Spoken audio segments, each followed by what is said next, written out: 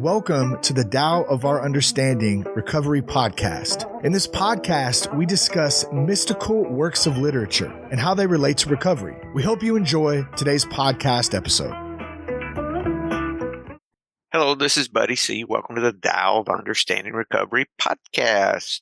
Today we have Brian and Luke. Good to have you guys. We will be discussing Hwan and the Wheelwright from pages 82-83 of Thomas Merton's interpretation of the Chuang Tzu. In this podcast, we talk about how Taoist philosophy has really helped form and shape our ideas of how the higher power works in our life and what our part is, how virtue changes us. You know, when you describe a river, you can't describe the river without talking about the water within it. The water describes the river, more or less. If it's fast, it's this, and so forth and so on. You can't look at your spiritual fitness without describing how compassion and love's working in your life. What I found in Taoist philosophy, not the Taoist religion, Taoist philosophy, is how it gives me another view of how love works in my life and what my part is. I do want to talk about a resource today, and the resource I want to talk about, I'm going to talk about the next couple of weeks. I've gotten notice for those of you who use the Sober Meditations app, they're discontinuing the app.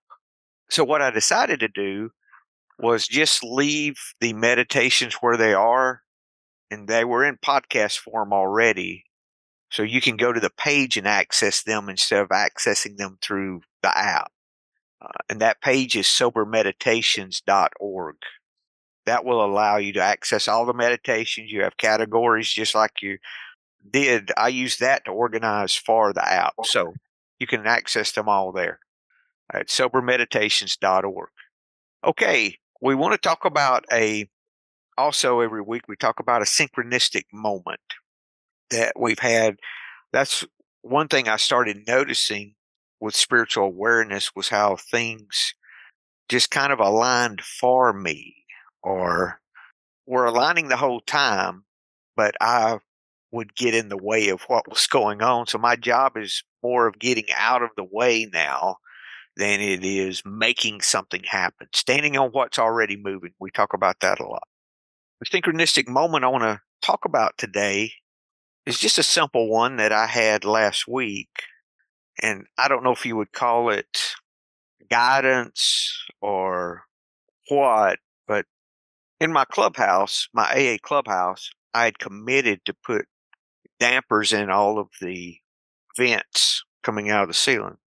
Well, I committed to that a year ago, and all winter I never got it done. Didn't get it done this spring or summer, so it was coming up on a year. And I said, well, I guess I need to get this done. So I hustled in a couple of days and got them finished. Wasn't as big a job as I thought it was going to be. And a guy had brought an 8-foot ladder down, which I didn't have, and left it there for me to do this. So I finished it on Tuesday, and without any communication whatsoever, he turns up on Saturday to pick up his ladder. It'd been sitting there a whole year. Was I nudged to do that? I would think so, but you know, the thing is, thinking back of how I thought that I need to do that is no different than other times when I said, I need to do something, and it didn't appear to be something that was guided. So I don't have a clue as to how that works, but what I've learned to do over the years is that if I have a nudge to do something and it's not going to hurt anyone or cause any issue, I just try to go ahead and do it, no matter what it is. And if it's something that's a real nudge, something really that I need to do, okay. And if not, doesn't matter. So when I got that, I said, let me just go do it. And sure enough, less than a week later, the guy shows up and says, hey, I need my ladder. So he got the ladder, and we have things done ready for winter. So I guess that would qualify. Yeah. Okay, let's talk about Duke, Hwan, and the Wheelwright. Lou, you going to read for us today, sir? You have to, buddy. Hwan in the Wheelwright. The word values books and thinks that in doing so, and so doing, it is valuing Tao. The books contain words only, and yet there is something else which gives values to the books, not the words only, nor the thought in the words, but something else within the thought, swinging in a certain direction that words cannot apprehend. Words themselves that the world values when it commits them to books and through the world values them. These words are worthless as long as that which gives them value is not held in honor. That which man apprehends by observation is only outward form and color, name, and noise. And he thinks that this will put him in possession of Tao. Form and color, name and sound do not reach to reality. That is why he who knows does not say, and he who says does not know. How then is the world going to know Tao through words? You want me to go on, buddy? Let's talk about that for a little bit, Lou. There's a little bit there, and I think this is setting up the story. So the book contains words only. So what I physically see is not all there is. Could that be a way that we could look at that? Because talking about the value of books, maybe we could relate that to the value of life, or yeah, that might be a place that we could land. If you guys have suggestions, please. Well, buddy, the first thing it made me think of was that I probably read the Tao Te Ching first about 1976, I think, a little bit ago. And I read the words, but it's only been in recent years that meaning has joined in with the words. That little clue here and there, I'd go back to it once in a while. Certainly, it was the ripeness with me and not the value of the words themselves in and of themselves. And I think we see that quite often where we don't hear, we don't see when we're not ready to. And somehow that's what came to mind for me when I first when I just read that just now. Jesus said, "He who has ears to hear, let him hear." I would assume everyone there had ears. It's not that they didn't have ears, but could they hear? Really hear? I think this is speaking. Both of those are speaking to the same thing. Buddy, it could be, or were they willing to hear? Yeah. Mm-hmm. Could be. It says that it's not the words only, nor is it the thought in the words. It's not what we think about the words. So he's taking it past our thoughts about the words. And he says there's something else within the thought. So he's talking about this something else. And this something else is swinging in a certain direction that words cannot comprehend. So the something else is swinging us in a direction. The something else has purpose. It is the words themselves that the world values when it commits them to books. And though the world values them, these words are worthless as long as that which gives them value is not held in honor. That which gives them value. And he talks about outward form, color, name, and noise. What gives a tree value? If you're a botanist, the study of trees, how they grow, their characteristics, that gives them value. If you're a lumberman, the grain, the straightness, the lack of knots, that gives it value. But what really gives it value? It's not the form, it's not the color, it's not how we use it, it's not how we look at it, it's not our observation of it. So what does give it value or life value for the same kind of line of thinking? It's the something else. Whatever that something else is. Well, and if you have ears to hear, can we see the something else in everything is really the real question, I think you're right. And that's not necessarily what the world values. No, it's not, because it else. says it's worthless unless we can see the something else. Buddy, I was looking at the meaning of the word wheelwright, and I wonder how that comes into play. You should be very interested in this. What's that? You should be very interested in this story. Yeah. Because you're somewhat of a wheelwright, aren't you? You're a fabricator. Yeah, I'm more of a widget right. Yeah. Okay, a tree's made up of bark, wood, and pulp. If I could get some spiritual meaning out of the three, or if I could apply that to my list of threes, that everything of nature's made up of threes, then I could see that in the tree as well as other things too, because most everything that I know of breaks down to threes. There's three components. Water's what? Liquid, solid, vapor, so forth and so on. So that could be something I could get out of a tree, but there's a lot more there. I'm just not able to hear it, because everything can speak to us in that way, I believe. So he's prepping us to that there's something else beyond what we're hearing, seeing, tasting, touching, because he takes it on into color, name, sound from just words. And he thinks that this will put him in possession of Tao. He thinks it will, but it does not reach reality, is how the story goes. So how's the world going to know Tao through words? That's the question. You want to go ahead and read the story, unless you guys have something else at this point? Okay. Duke Hwan of Kai, first in his dynasty, sat under his canopy reading his philosophy. And Pine, the wheelwright, was out in his yard making a wheel. Pine laid aside hammer and chisel, climbed the steps, and said to Duke Hwan, "May I ask you, Lord, what is this that you are reading?" The Duke said, "The experts, the authorities." And Pine asked, "Alive or dead?" "Dead a long time." Then said the wheelwright, "You are reading only the dirt they left behind." Then the Duke replied, "What do you know about it? You're only a wheelwright. You'd better give me a good explanation, or else you might die." The wheelwright said, "Let us look at the affair from my point of view.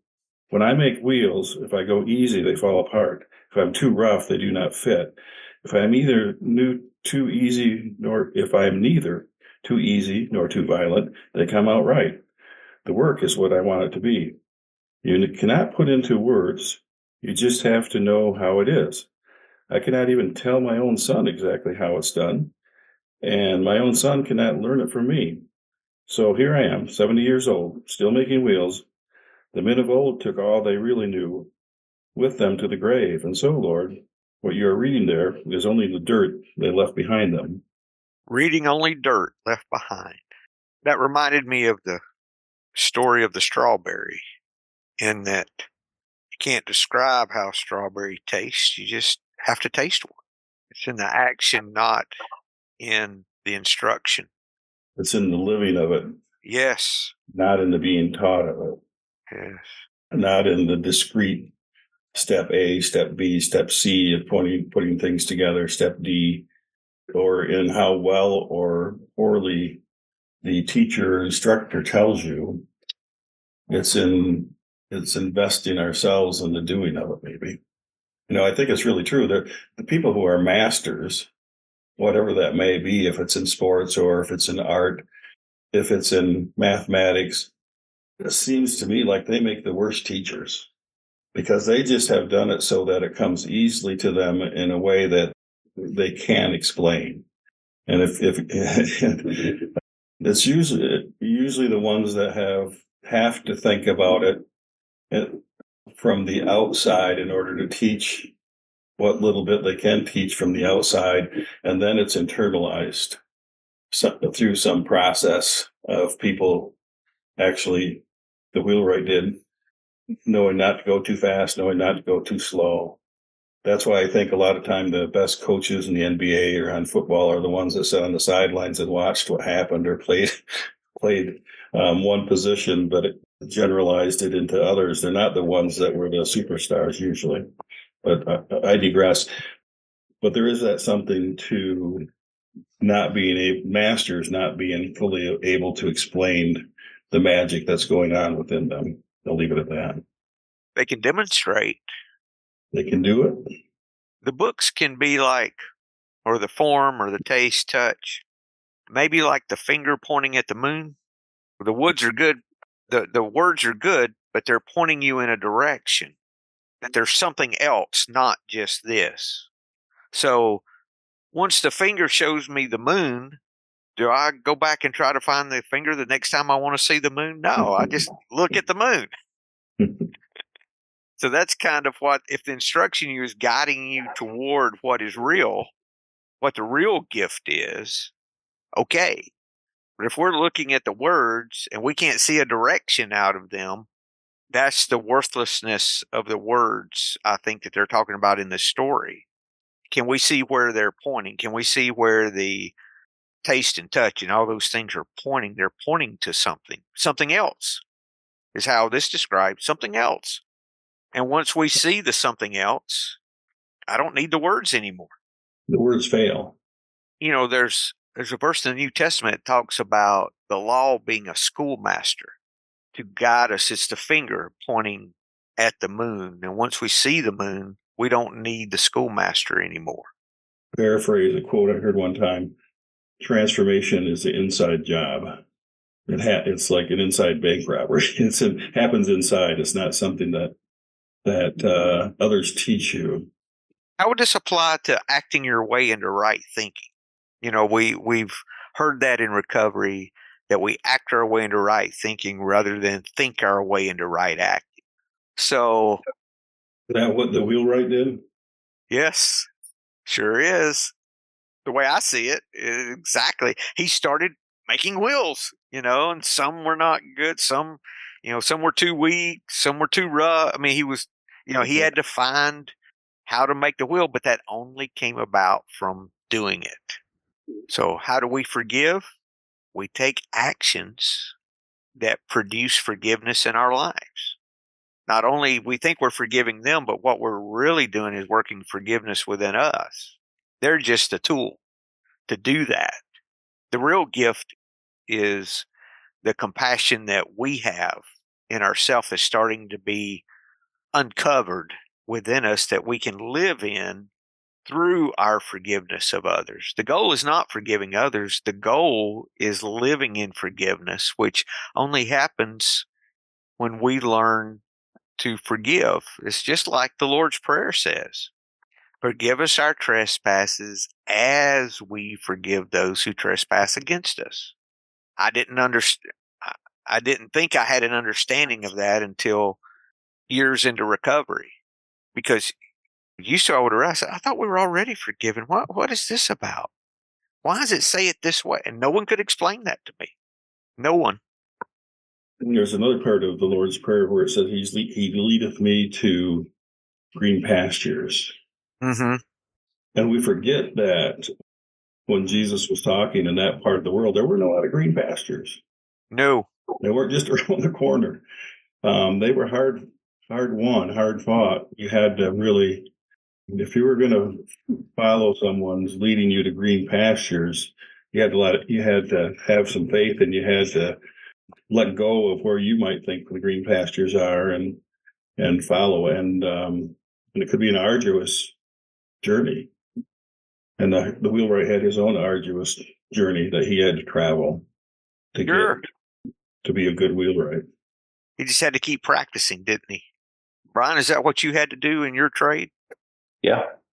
I was thinking about earlier, the forgiveness and the grace piece, until I started finding some of that for myself. I couldn't even offer it to others, even think about it.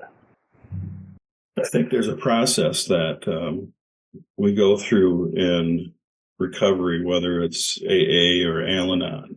And I equate it to my kids learning how to drive.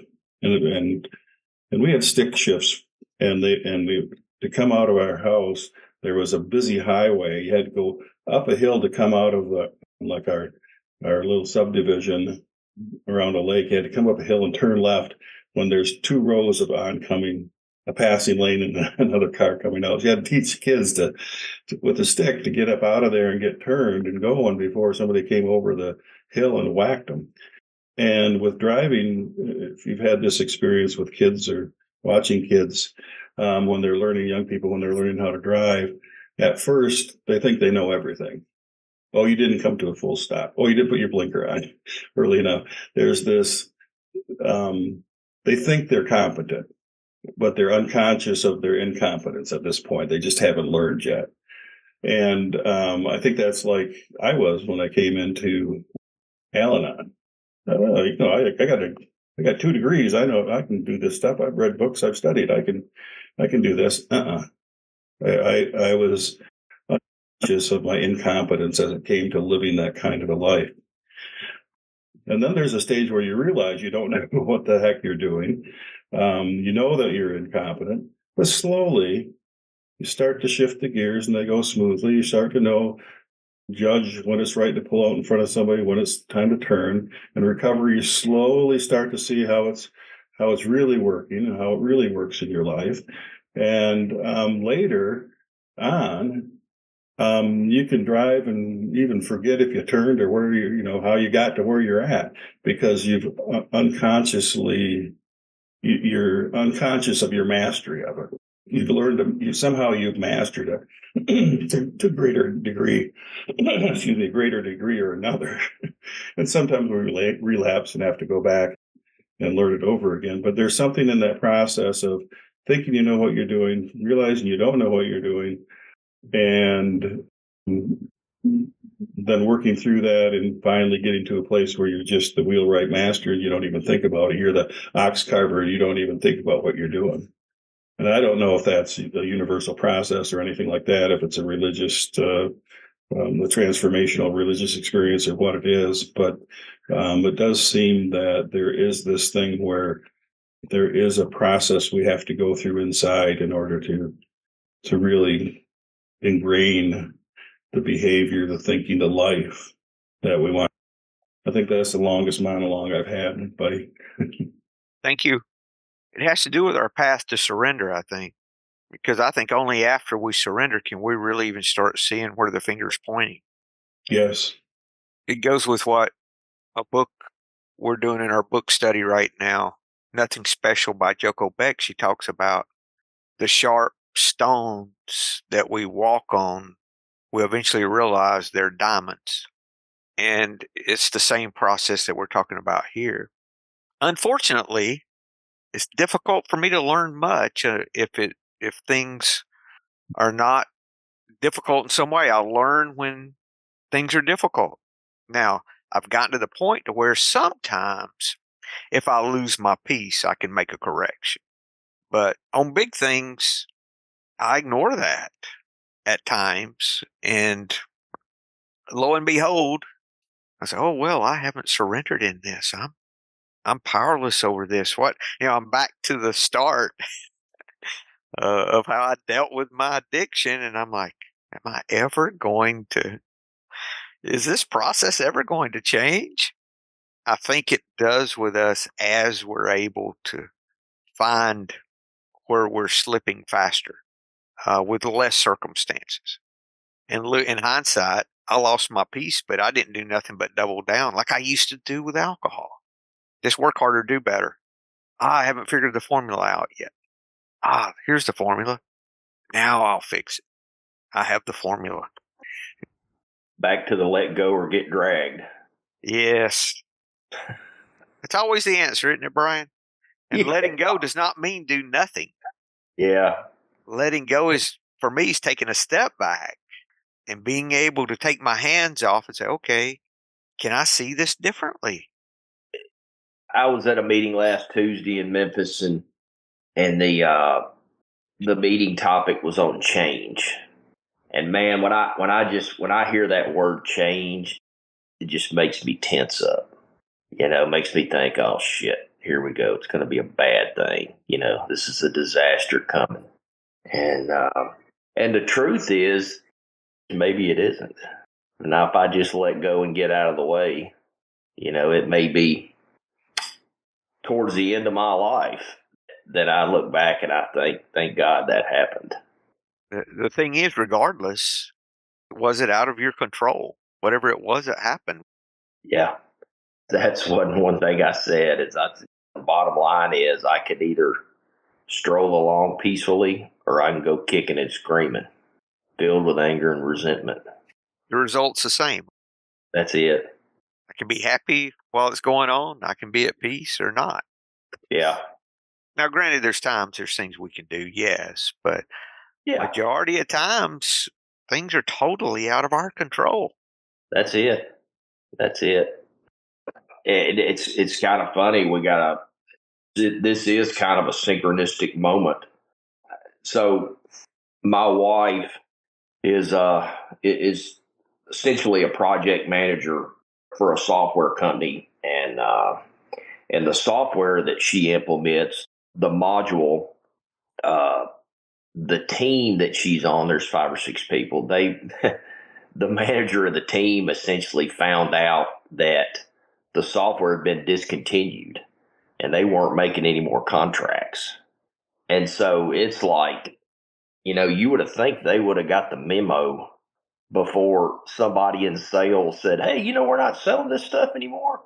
And so anyway, immediately it's like, you're like, okay, here comes the axe, and we're on the conveyor belt headed towards it. And and there's been no indication of that, but it's fear, fear, fear. And then I had that meeting around change, and I'm really grateful that my wife and I weren't wallowing in the fear, because that's no good for us. Sooner or later it turns into, well, this is somehow your fault and we're doing this. But anyway, saying that, it's obvious there's some change coming, and it could be a good thing. I don't know. We just have to be open to it. We just have to be open, and not necessarily open and aware. I made the comment to my wife. I said, we don't need to cut the grocery budget in half, but at the same time, we're not out looking at G wagons. Yeah, So, just aware, just noticing. Lou, you reminded me of something my daughter had told me. She's got a master's in public relations from Georgia, and she realized when she got in the real world that zero of her teachers, you know where I'm going, they had never done what they were teaching. So it was totally, what they were teaching mostly was irrelevant to what was going on. And she actually got mad about it. And I've encouraged her to go back to school and get her PhD and start teaching. And she's very much considering doing that and teaching from a place of actual real world experience rather than just what they learned in a book and never applied. I'm not going to get on my soapbox, but that's a real problem, and that's a problem for us in life too. If all we do is sit and learn and don't apply what we're seeing, that's how we really learn it. Yeah, there's some teachers, some even religious masters that say their finger's pointing to the moon, but it's pointing to a target sign, or it's pointing to a lamppost or something, because they don't really know where the moon is themselves. So they can't pointing really to themselves, Yeah. But the great thing is we can start seeing that, hey, where's this pointing? This isn't pointing to any. This isn't pointing to something else. Where is this going? And the way I know is, the way I've seen it in the past is, can I apply what they're talking about, or is it just more nonsense? And you get this in a lot of spiritual stuff. You'll get people some guru that does this and this and this, and to each his own, but I won't what's applicable that I can use that's based on experience. Their experience, not their teacher's experience or something they read out of a book or how it's supposed to be. But when they tasted the strawberry, can they show me where to find another strawberry to taste? It's right here in what we read, buddy. Yeah.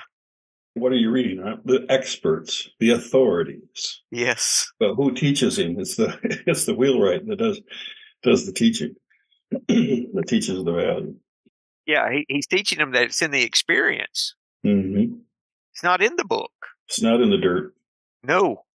Not in that old dirt scratchies on paper or parchment or whatever it was back then. That's what I love about recovery. If you look at, and I only speak from 12-step recovery from alcoholism, the book is meant to be experience.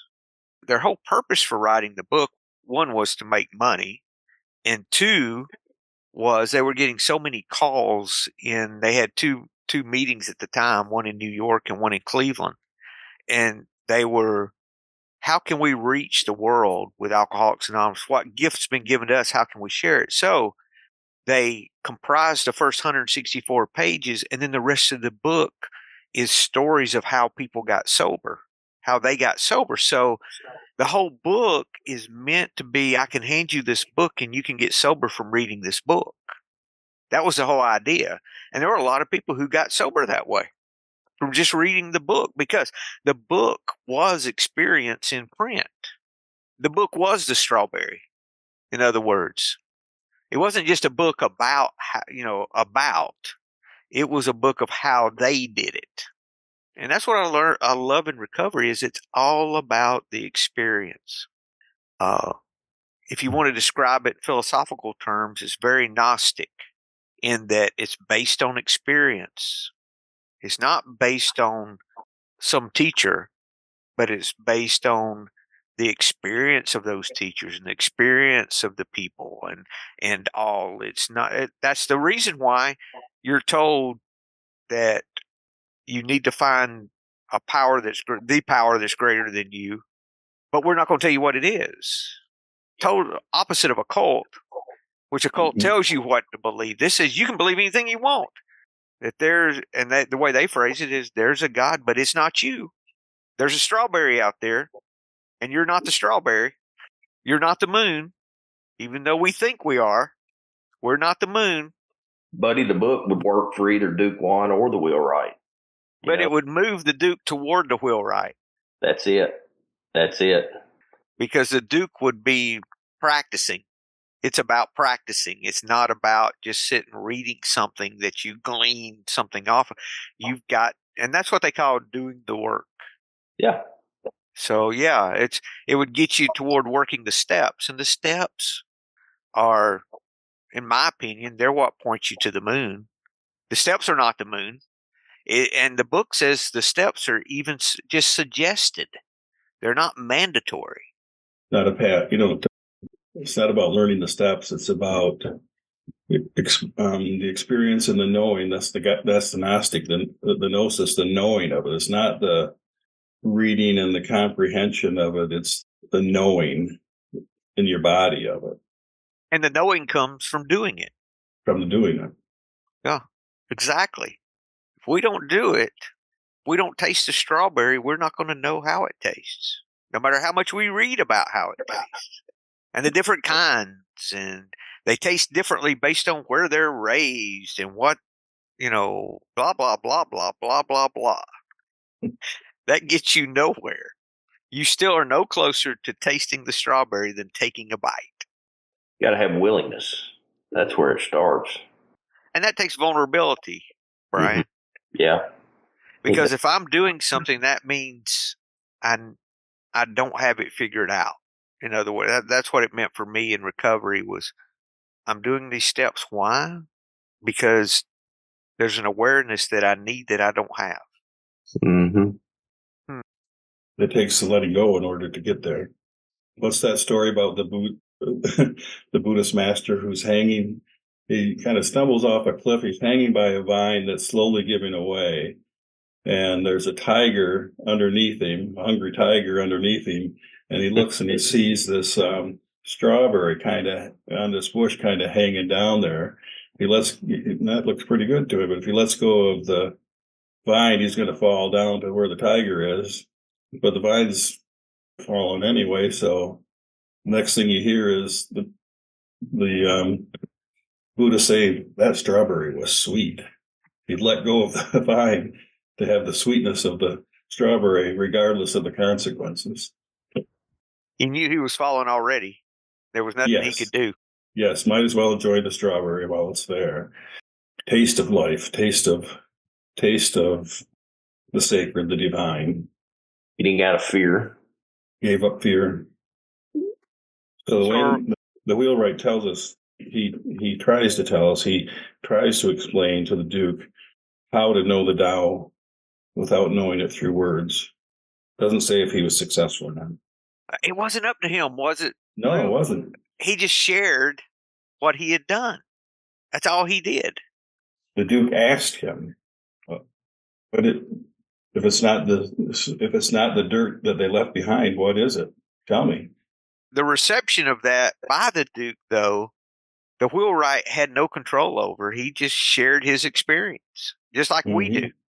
Mm-hmm. We share how it's worked for us. We don't try to make someone change their thinking or absorb what we have or benefit. It's not possible. You can't make someone see the moon.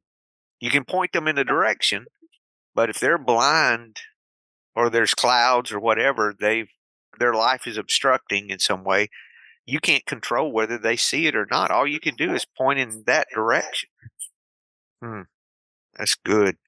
So are we living in the dirt, or are we living in what is real? Are we still thinking the hand has the solution, or are we seeing where the hand's pointing to?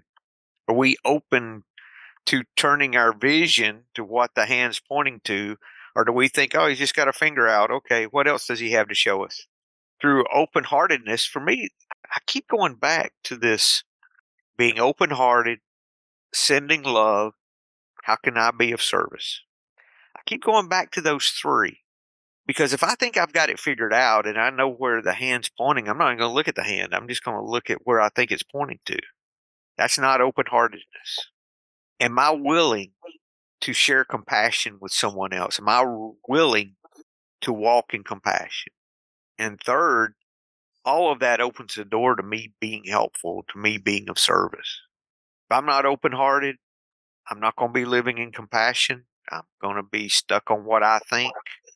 And in turn, I'm not going to be open to be of service to others, which is the action, like the Wheelwright was talking about. It's the action that hones us, that shapes us. And as the Wheelwright said, when they come out, when the results are right, then the work is what he wanted it to be. The proof is in the pudding, kind of. Yes. Right? And how often, buddy, have you seen it where somebody, you go to help somebody with loving compassion, and then what you hear years later is something that you didn't even intend to be a result of it. You didn't think that was the one thing that was going to make the difference in how they approached things. It was some random word you said that triggered the change for them. And how often is it when we're in a meeting where it's somebody, you might go up to somebody and say, "Oh, when you said blah blah blah, that really resonated with me," and they said, "Well, did I say that?" Yeah. What we intend, whether we intend it or we don't intend it, the loving compassion behind it finds its way, like water finds its way, to help the other person. Does that make sense? Yes. Mm-hmm.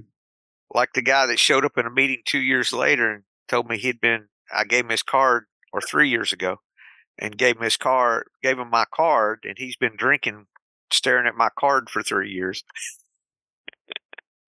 I didn't remember the guy. I give cards when it's people who I I feel the nudge. If I do, I say, I think I need to give them a card. I'll give them a card, my personal card.